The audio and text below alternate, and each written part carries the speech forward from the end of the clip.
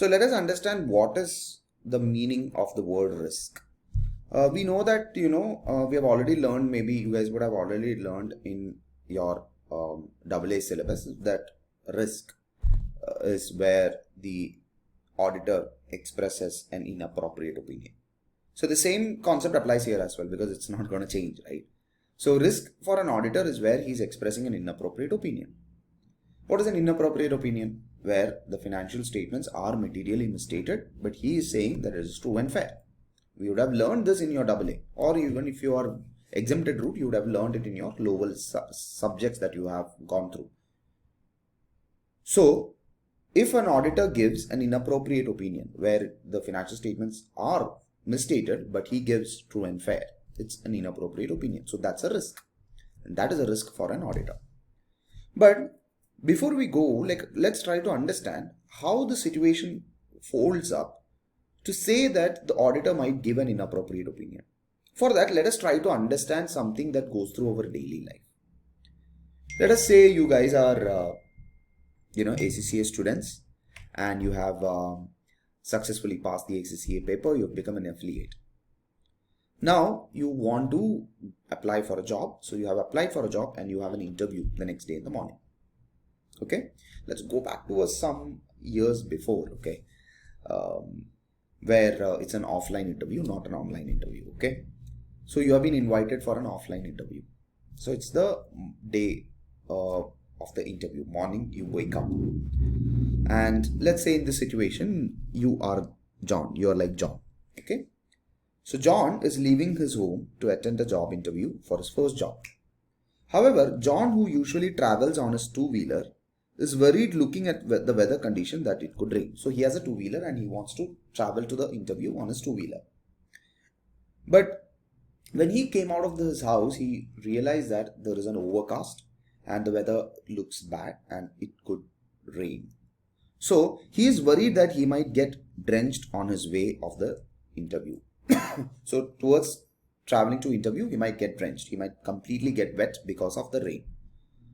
So if he gets completely wet, or maybe when he's traveling on his bike, it suddenly started raining and he had to stop somewhere, then it could lead to a situation where either he might not reach on time properly, or he might reach on time properly, but he's completely wet and soaked in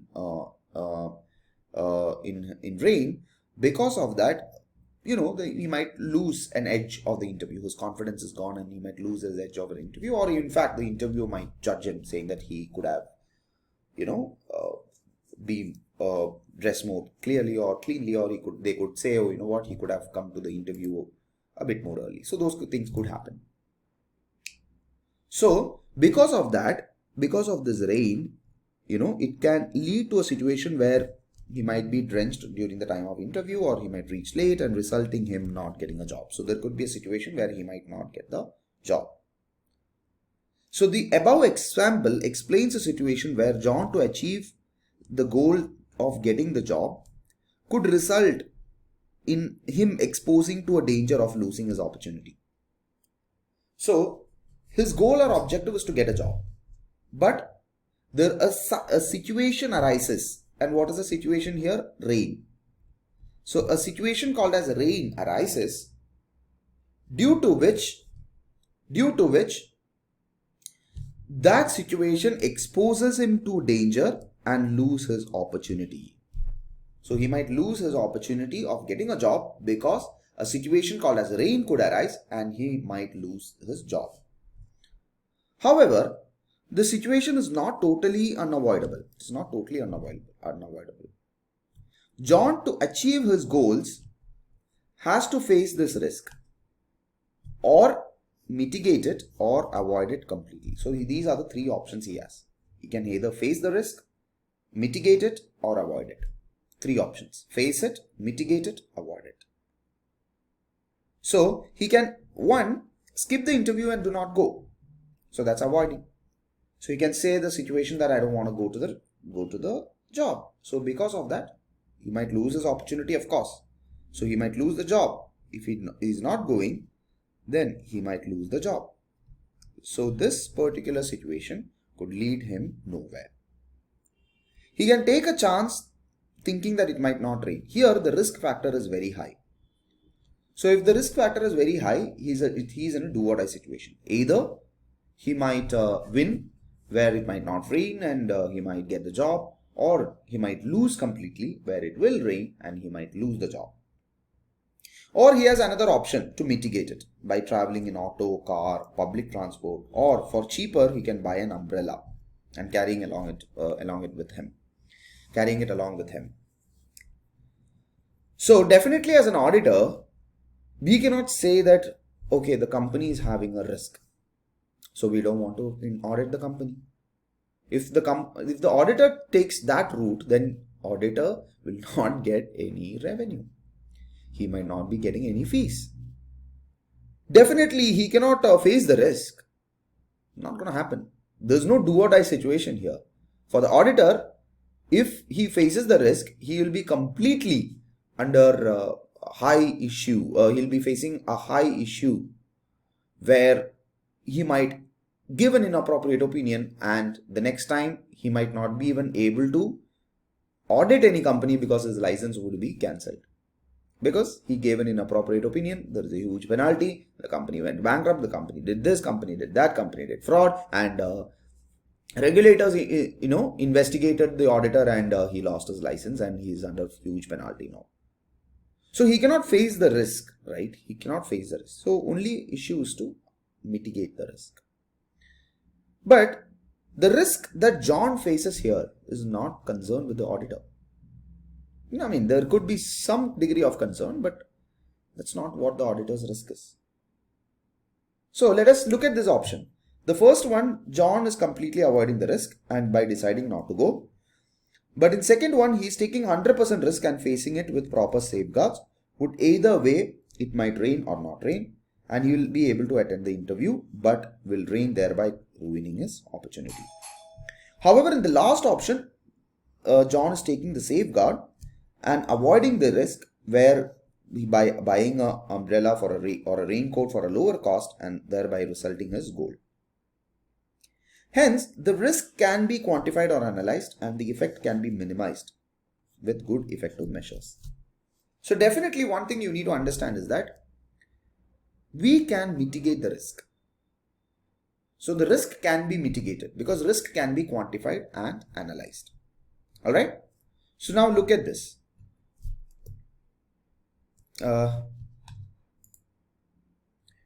So if you understand what is a risk for a business risk are those situations, events, actions that could limit or adversely affect an entity's ability to achieve its objective and execute its strategies. So if we relate back to the scenario with this particular definition, business risk are those risks which could affect the entity's ability to achieve its objective. So if we relate back to the example of John missing his interview, so John, he might miss his interview, or not getting a job due to an event called as rain is completely a business risk. So he might lose his opportunity because of a situation called as rain is a business risk.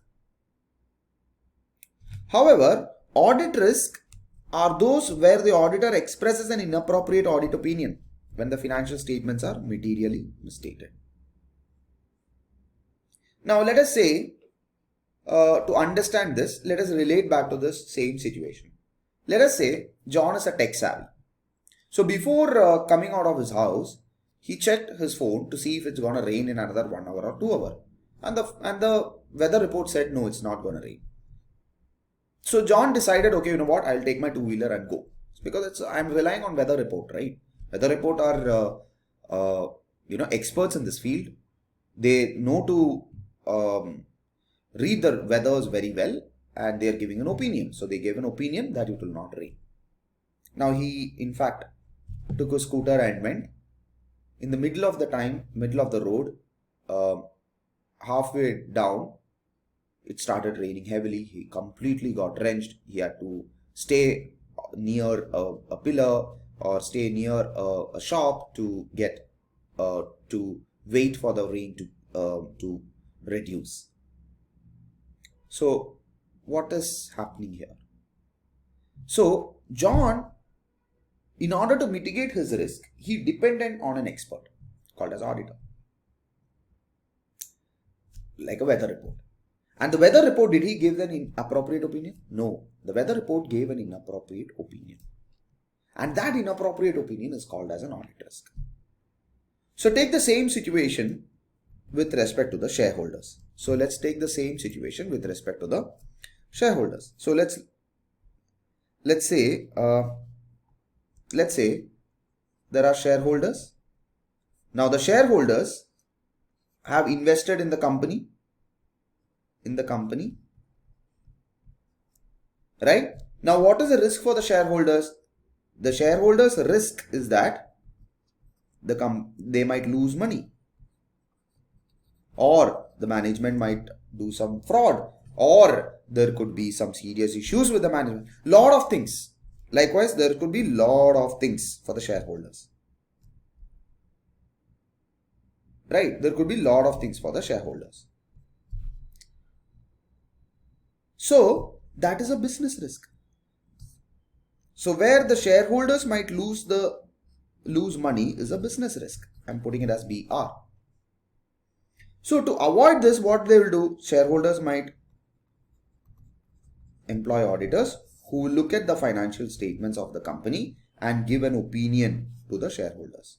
Now, if the auditor gives an inappropriate opinion and the shareholders looking at that, saying that the financial statement looks good, let me invest more money into it. And ultimately they lose money. So now who is to blame?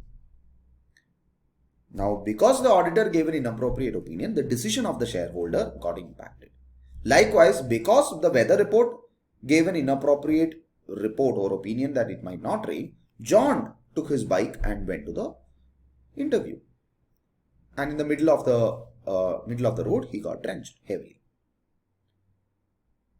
So that is what we are required to learn. Of course, business risk were not part of the syllabus for AA. So this is for AA. However, for AAA, you are required to write both business risk as well as explain about audit risk. And many students fail to identify the difference between audit risk and business risk. Yes, it is correlated. How? Just because there could be a situation called as rain, John looked at the weather report, right? If it's not going to rain, if he feels that it's not going to rain at all, will he look at the weather report? No. Similarly, the business, whatever that could affect the business, auditor should be aware of, because those issues or those risks could affect the opinion of the auditor as well, or could affect many aspects. To give you a simple example, what if the company is under losses? If the company is under losses, it's a business risk. Why the auditor is bothered about it? I am at loss, you don't bother. Why you are bothering? The auditor will be bothering because the company is under losses for a long period of time. The question is whether they are going concern or not. What is going concern? Whether they will be able to sustain in the business for a substantial period of time. It's called as going concern. So if the company is under huge losses, then in future will they be going concern or not? So if they are question of, or there is uncertainty of going concern, it has to be reported. So auditor will be worried. Now the company is under losses. Have they reported uncertainty of going concern in financial statement? If not, it's a mistake. If yes, it's okay. But the company is saying we are going concern, we are not going to report any uncertainty, etc. And auditor says, okay, it's your financial statement, we don't care. Then it is an inappropriate opinion. That's a simple example. So likewise, there could be situations like trade receivables going bad debts, a legal case. Those things could affect the reporting of the financial statement or amounts of the financial statement, which have to be adjusted. And if the company is not doing or not adjusting it, then there could be a potential audit risk. Okay, so audit risk are nothing but fears of the auditor, that there could be situation that could arise which could affect which could affect the reporting of the financial statement, but the company will not do so properly. It's called as audit risk. So now let's learn what is the definition of an audit risk as per the ISA, the International Standards of Audit. What does it say, or what does it tell about audit risk? So let me note down the definition. So audit risk. So audit risk is the risk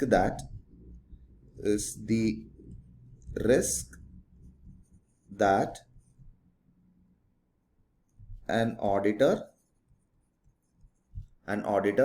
will expresses an inappropriate opinion. So expresses an inappropriate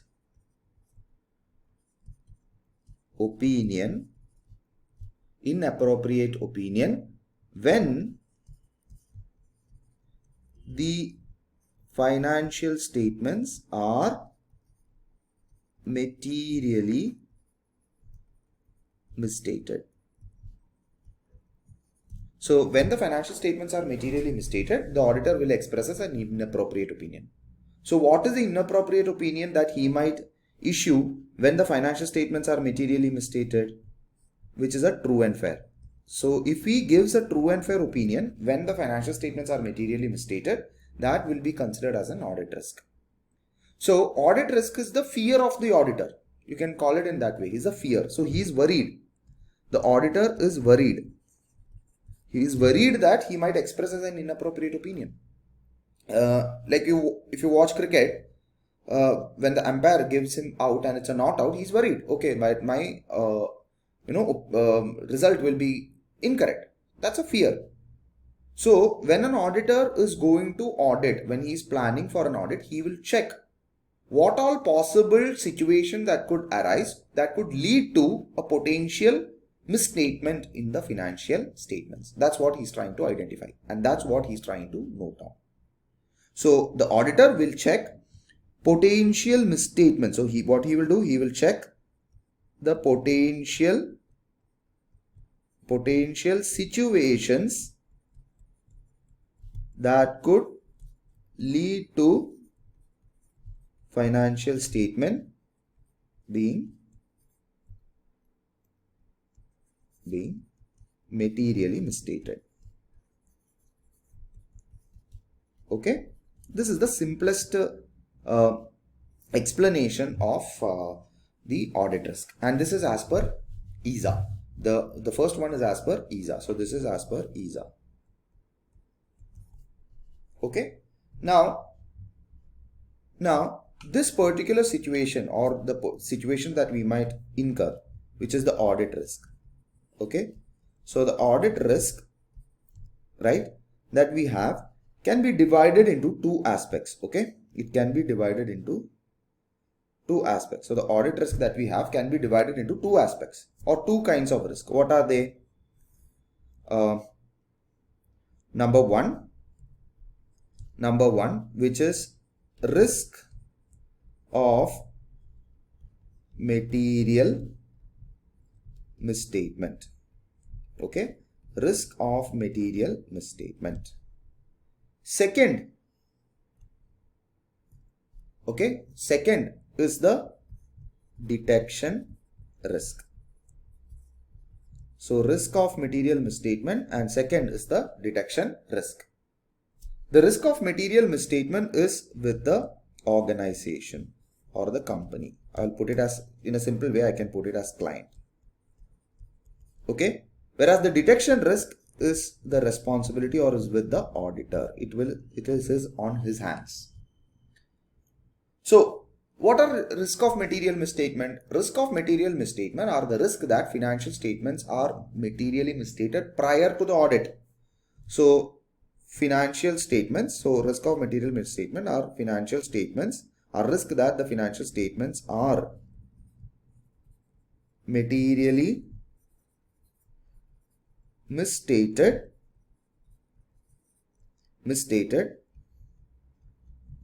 prior to the audit. Financial statements are materially misstated prior to the audit. financial statements are materially misstated prior to the audit are called as the risk of material misstatement. Okay, are called as the risk of material misstatement. So, how come financial statement could be materially misstated prior to the audit? So, even before the audit starts, the financial statement of a client or of an organization could include certain mistakes due to maybe the nature of the entity, the type of assertions that the entity is dealing with, right? What are assertions we'll study in detail later, about a specific transaction, or due to a balance, or it could be due to the industry they are working in, or it could be due to, for example, the accountant is not working fine, right? So where the financial statement could be potentially misstated even when the auditor receives the financial statement on his hand, could be inherent with the client. So which could be inherent to the client, and that is called as inherent risk. So that is called as what? That is called as inherent risk. So inherent risk is where the risk due to the susceptibility of an assertion, class of transaction, account balance to a misstatement that could be material, either individual or aggregate, before consideration of any controls. So inherent risk, to explain it in a simple language, is where that comes along with the client, which comes along with the client. Okay? Along with the client. Why? Because the way they operate the entity. So based on, due to their way of nature of operations, their nature, their management, all of those things could affect the inherent risk. So that is called as inherent risk. Okay. The second one is called as controlled risk. The second one is called as the controlled risk. The misstatement that could occur where, due to lack of controls or failure of controls.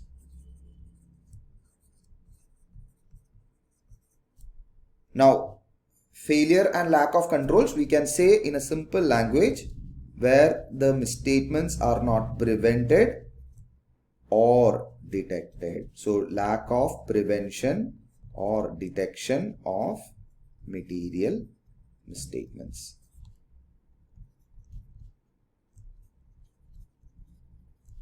Okay, so that is called as your control risk.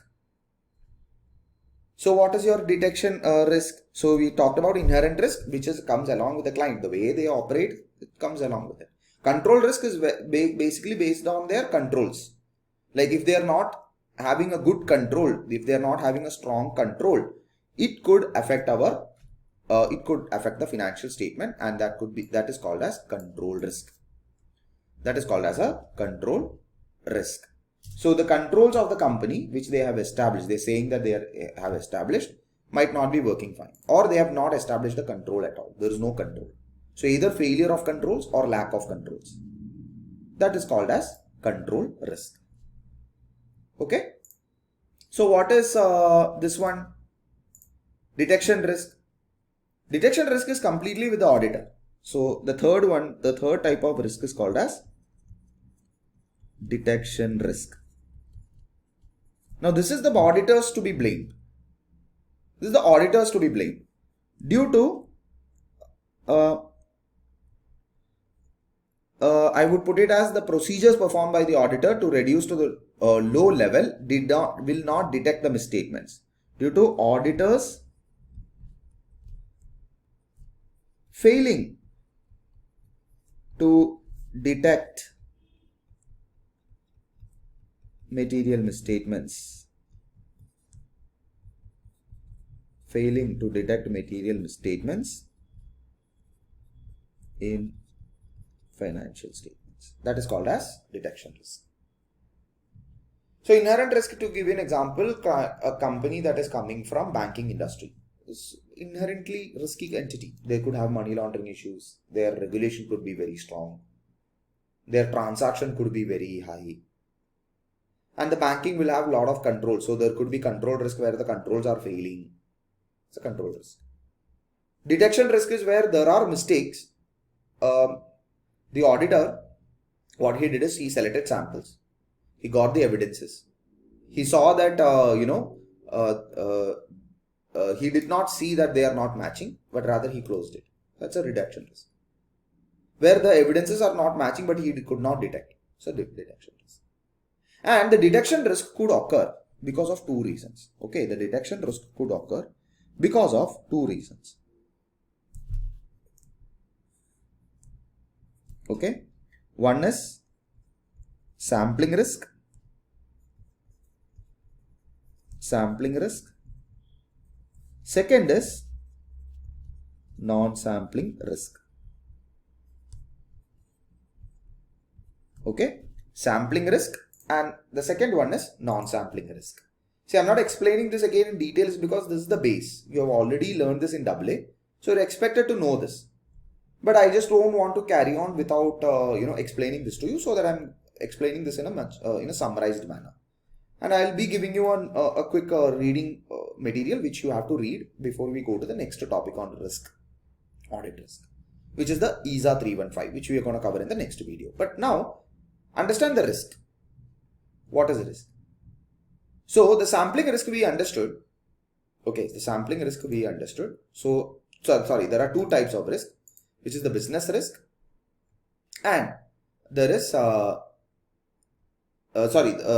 there are two types of risk. So in detection risk, which is the sampling risk and the non-sampling risk.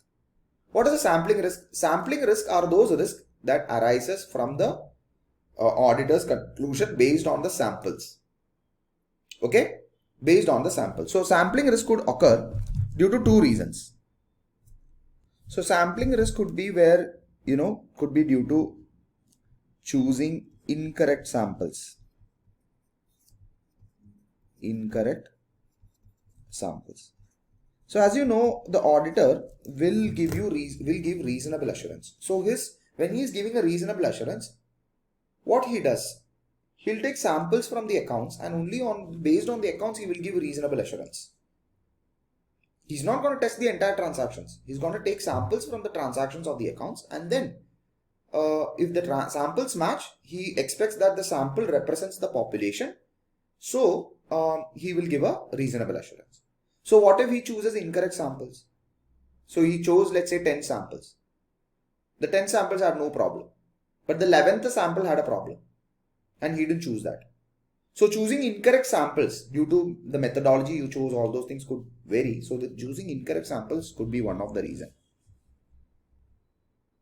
Second reason is that could be that the conclusion you reach based on selecting the sample may be different based on if you tested the entire population.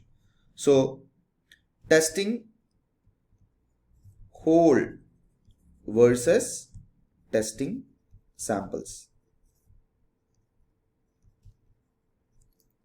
So here, when you test the whole population, you will find more issues. But when you test only the samples, you might reach, okay, everything is fine. But when you test the whole population, you might feel that, oh, there are more issues than we saw. So again, it resorts to the samples. So the samples you choose from the population might not be representative of the population, because in population there are multiple mistakes. Okay, and hence it could cause a sampling risk. Now, what are non-sampling risk? Anything that is not relating to sampling risk are called as non-sampling risk, which is any other risk. Risk of auditor. So, to give you examples, failure to adequately understanding the entity, not doing an audit procedure properly, misinterpreting the test result, poor quality of management, they are not giving us time They're not giving us data, because of which you could not finish the audit properly. Poor lack of training of the audit team members. Because of the lack of training of audit team members, the team staff and all did not do the work properly. There are mistakes in the work they did. They did not choose samples properly. Or there were mistakes where the evidences are clearly not matching to the results, and it created mistakes. But they did not identify, the auditors did not identify, etc. All relates to audit non-sampling risk. All relates to non-sampling risk. Also, another simple example is a client is a new client. A new client. If it is a new client, definitely the deduction risk will be very high because we don't know anything about the client, and that comes under the non-sampling risk. But non-sampling risk you could reduce by having proper planning, assigning appropriate team, ensuring the professional judgment is heavy. All those things, if you do, proper non-sampling risk can be avoided. I will give you an example. Okay, when I was working for the for EY, there was an ACCA affiliate, and the ACCA affiliate was considered as the staff of the audit. Like the affiliate was at the bottom, lowest, and the affiliate was doing the day-to-day work. The affiliate joined very recently, and the staff was actually responsible for doing one of the audit, and the staff was doing the audit. The staff collected the evidences, the staff collected the samples, gave the evidences, gave the samples, and the client gave the evidences.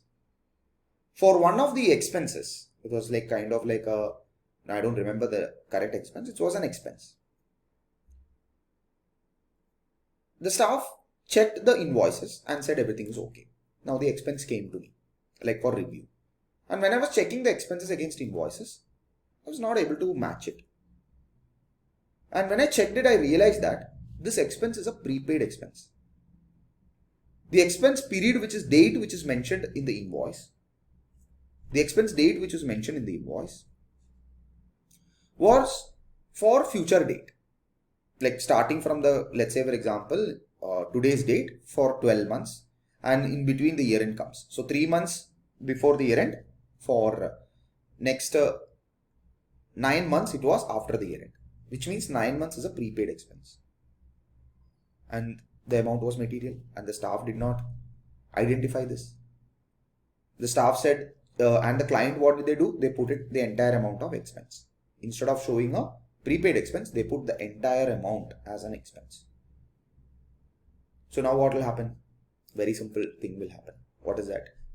The financial statements are misstated because the expense is higher.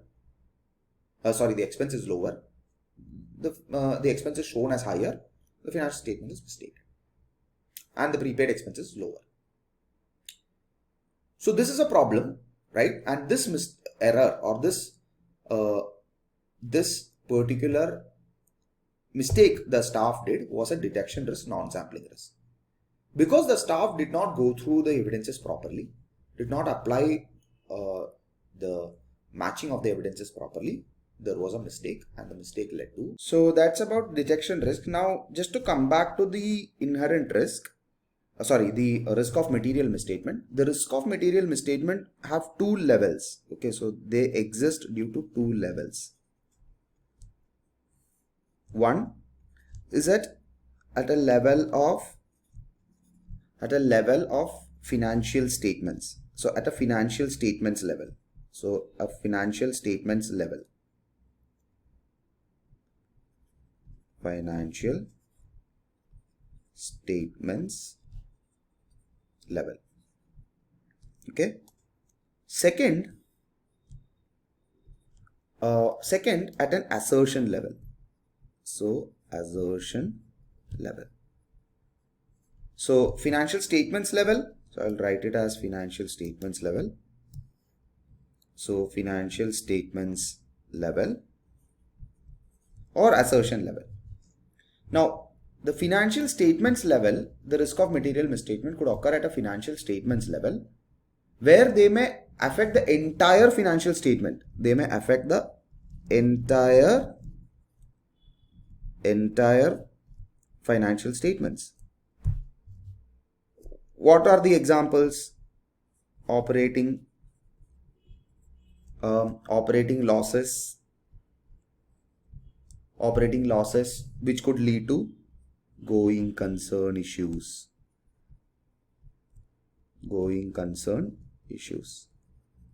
So operating losses that could lead to going concern issues.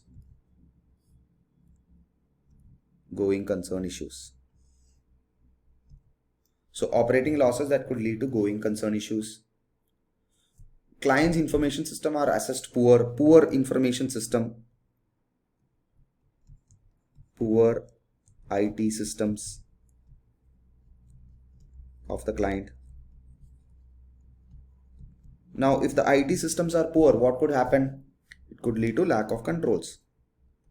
So control risks.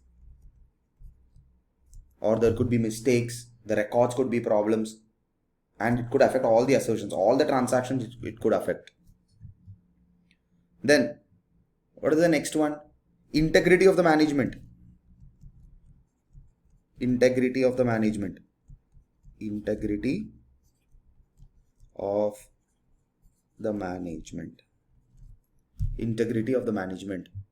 at the client. What will it lead to? We will question everything because we cannot, we might have to think whether the management is actually committing any fraud when they give the financial statements. We'll be more skeptical towards it. Right? Fraud risk. Again, it could affect multiple data. So, and because of fraud risk, it could lead to manipulation of the financial statements, etc. So all these are examples where the risk of material misstatement could affect the entire financial statements, not just one specific account or one specific assertion. Or one specific account. Alright. So that is called as risk of material misstatement at a financial statement level. And risk of material misstatement at an assertion level is what we learned, which is called as inherent risk and control risk. Inherent risk and control risk is part of the assertion level and control level risk. Okay, so now you look at this. We have inherent risk, control risk and detection risk. So audit risk are the combination of these three. So which means audit risk is equal to inherent risk multiplied by control risk multiplied by detection risk. So did you note this? So audit risk is equal to, I will write it here, audit risk is equal to inherent risk multiplied by control risk multiplied by detection risk. Okay. Now, why it is, what is the difference between in mathematics? What is the difference between addition and multiplication? See, addition will increase your value, but multiply by, that specific number. Multiplication will increase it further. So multiplication increases the value further compared to addition. Correct? That's the difference. So similarly, in audit risk, it could be deemed very high when for a client, the inherent risk is there, control risk is there, then the audit risk will be deemed very high. So to give you an example, let us say that, inherent risk is 1, control risk is 2, and detection risk is 1. So audit risk will be what? 2. Now let us say that inherent risk is 2. Control risk is what? 2. Detection risk is what? 1. Now what will happen to audit risk? It will become 4. So because your inherent risk here, it is increasing only by 1 point, rest of them are remaining the same. What is happening to your audit risk? Audit risk is doubling. doubling. Right? So hence, there is a topic that is called as significant risk. A significant risk is a risk of misstatement which is very high, which is at the high end of the spectrum, which is at higher degree, are called as significant risk. So, an audit risk will be considered as a significant risk. So, an audit risk will be considered as a significant risk when the risks are at close to the upper end, close to the upper end of the, close to the upper end. Okay, close to the upper end of the spectrum of inherent risk, or either it's like inherently it is very high of the risk. So it's treated as very high at the upper end of the inherent risk. To give an example, revenue. For any company you take, revenue will be considered as a significant risk because revenue is one of the most upper end of the sales. That's the area, that's the particular line item which every company will try to manipulate. To give you a simple example, or is treated as significant as per ACCA. So if ACCA says, okay, treated as significant, or it is at the higher upper end of the spectrum of inherent risk, then it is considered to be a significant risk. It is considered to be the significant risk. Examples of significant risk are, to give you an example, are, okay, revenue recognition. Another examples are, related party transactions. Related party. These are treated as significant as per the ACCAs. Revenue recognition is ACCA 240 and related party transaction is ACCA. Okay. For your exam, ACCA says that you might be required to identify the significant risk. So you are required to write more about the significant risk, and if you identify the risk and you consider it as significant and you respond accordingly to that, you will be given more professional marks. Okay, you will be given more professional marks. So ACCA has confirmed that the requirements will ask for significant risk and you are focusing and you are prioritizing on the risk which are of the higher. Okay. So the word spectrum of inherent risk means where the inherent risk requires professional judgment, where there is, likelihood could be very high, or the impact could be very high. Likely means it could occur very frequently, or the impact could be very high, or due to the nature and size and complexity of the entity, it could be very high. Or sometimes what happens is the risk could be considered significant risk when the controls are very weak. Such an example where due to the controls is called as fraud risk. So a fraud risk is considered to be a significant risk automatically. Why? Because a fraud risk says the controls are weak. Controls are weak. So if you are expecting a fraud risk, then the control risk is very high. Because of that, it could be significant risk, right? So all of these could come due to, due to nature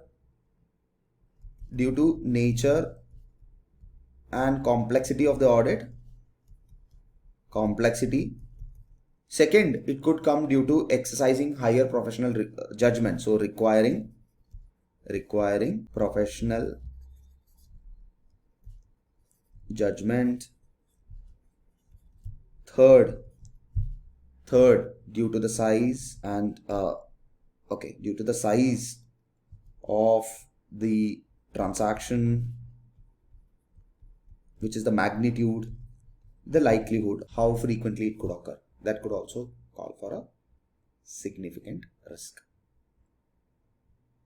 Okay, I hope this is clear to you guys, and this is very important because you will be required to write about significant risk. So please note down, significant risk are very important. You are required to talk about significant risk and write it very well. All right.